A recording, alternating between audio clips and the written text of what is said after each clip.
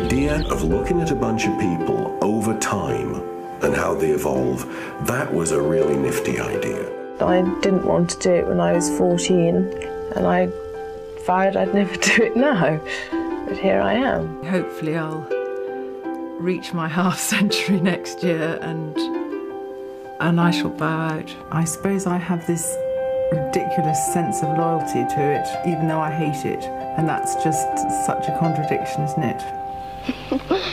I don't want to answer those kind of questions. 37 years. Gone extremely quickly. We've just grown together. I don't think you really notice it. I mean, you still think you're the same. It's maybe when you pull a muscle, that just reminds you that you're getting older. I always liked older people as I was growing up, funny enough. My ambition as a scientist is to be more famous for doing science than for being in this film, but unfortunately, Michael, it's not going to happen. Michael, up there is my old flats where I used to live in. I lived up there for 28 years. The memories I've got in here is unbelievable. It's how a person, any person, how they change. It's not an absolute accurate picture of me, but it's a picture of somebody